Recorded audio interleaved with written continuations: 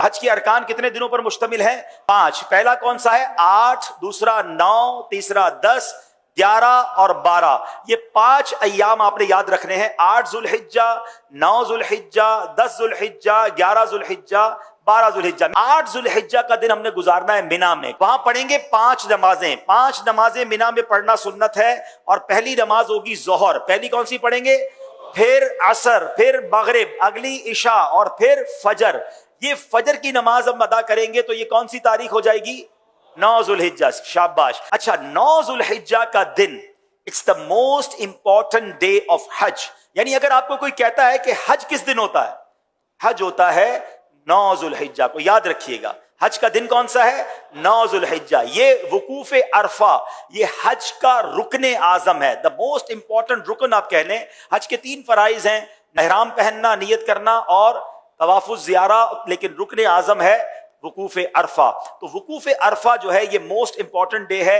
9 जुल्हिज्जा का दिन आपने अरफात में गुजारना है। अच्छा, अब 9 जुल्हिज्जा अरफात में जब आप पहुंचेंगे तो वकूफ अरफा का जो वक्त शुरू होता है, जब जिसको कहें कि अरफात के दिन का वकूफ का वक्त शुरू होता है, जब जोहर का वक्त शुरू होता है ना, तो ये वक्त शुरू हो जाता है। सुभान अल्लाह। जैसे ही जोहर का वक्त शुरू हुआ, जितने लोग अरफात में एहराम की नीयत के साथ मौजूद हैं वो सब के सब हाजी हो जाते हैं।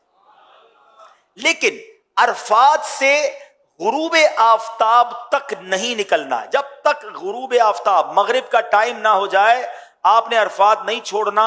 जो उससे पहले निकल जाता है उस पर दम हो जाएगा। तो याद रहे, जोहर के वक्त में जोहर पढ़नी है, असर के वक्त में असर पढ़नी है। अपने अपने खैमों में पढ़ें या जमात कर लें और वहां इबादत करें, दुआएं करें।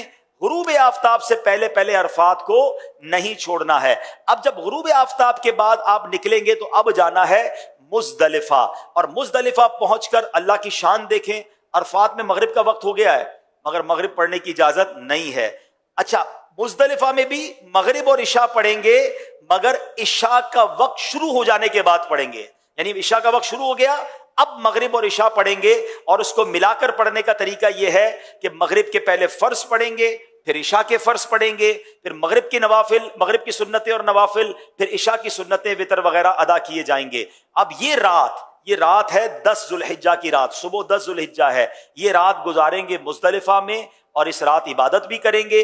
और यहां फजर की नमाज पढ़ना या फजर के वक्त में यहां होना जरूरी है, क्योंकि मुजदलिफा का जो वकूफ का वक्त है ये जब शुरू होता है कि जब फजर का वक्त शुरू होता है। अच्छा, अब सुबह हो गई। ये सुबह कौन सी है? कौन सी तारीख हो गई? 10 जुल्हिज्जा। पाकिस्तान में क्या होता है? कौन सी ईद होती है? बकरा ईद। हाजी देखो कैसे कमाल की ईद मना रहा होता है। लोग अच्छे अच्छे कपड़े पहने हैं, खुशबू लगाए घूम रहे होते हैं, एक दूसरे से ईद मुबारक कर रहे होते हैं।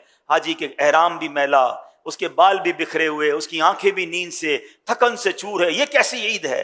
वल्लाह ये सारी दुनिया की ईदों से अच्छी ईद।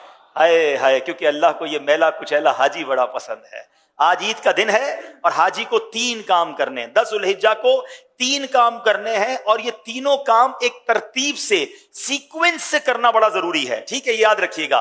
पहले हाजी ने क्या करना है? रमी करनी है। क्या करना है?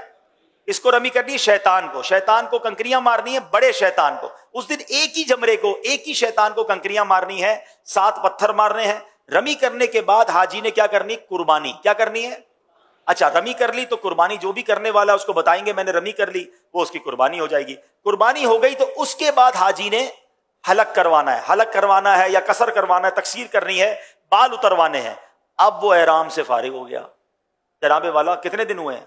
2.25 दिन तो हुए हैं। 10 जुल्हिज्जा, 8 को तो एहराम बांधा था और 10 को फारिग हो गया।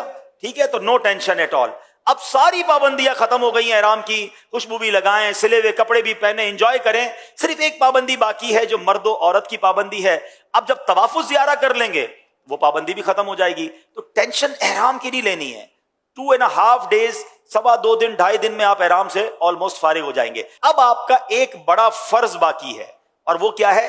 तवाफुज ज़ियारा। तवाफुज ज़ियारा उसका नाम जरूर है मगर चक्कर उसके भी साथ ही हैं। वो नॉर्मल तवाफ की तरह है मगर ये तवाफ ज्यादा इंजॉयबल है कि इस तवाफ में अब आप कपड़े पहने हुए हैं, अब आप एहराम में नहीं हैं, अब आप अपने लिबास के साथ बड़े सुकून से तवाफुज ज़ियारा करेंगे। और फिर एक वाजिब है, वो है हज की सई। तो तवाफुज ज़ियारा और सई आपने करनी है। तवाफुज ज़ियारा का जो टाइम है वो 10 को भी कर सकते हैं, 11 को भी कर सकते हैं, 12 की गुरूब आफताब से पहले पहले करना है। तीसरी ईद को मगरिब की नमाज का वक्त शुरू होने से पहले पहले किसी भी वक्त तवाफ़ुल ज़ियारा किया जा सकता है, ठीक है। और जो सई है, जो तवाफ़ुल ज़ियारा के बाद करने वाली हज की सई है, वो आप कभी भी कर सकते हैं, 12 के बाद भी कर सकते हैं, लेकिन आप बेहतर है कि तवाफ़ुल ज़ियारा के साथ कर लें ताकि एक चीज कंप्लीट हो जाए। अब 11 और 12 ज़ुल्हिज्जा में दो मजीद आपने काम करने हैं। वो क्या करने हैं? आपने जमरात की रमी करनी है और उसमें 3-3 शैतानों को कंकरियां मारनी हैं और हर शैतान को 7-7 कंकरियां मारनी हैं। तो जब 3 शैतानों को 7-7 कंकरियां मारेंगे तो कितनी मारेंगे? 21 कंकरियां 11 ज़ुल्हिज्जा को भी मारेंगे और 21 कंकरियां 12 ज़ुल्हिज्जा को भी मारेंगे। Very good. अच्छा, अब 11 और 12 में जमरात की रमी का वक्त शुरू कब होता है? याद रहे, जैसे ही जोहर का वक्त शुरू होता है ना, जमरात की रमी का वक्त भी शुरू हो जाता है। तो जोहर के बाद से लेकर अगले दिन सुबह सादिक तक आप कभी भी रमी कर सकते हैं। चले जनाब, हज के 5 अय्याम पूरे हो गए। अब भी खुद भी याद कर लो, दूसरे हाजियों को भी बताना।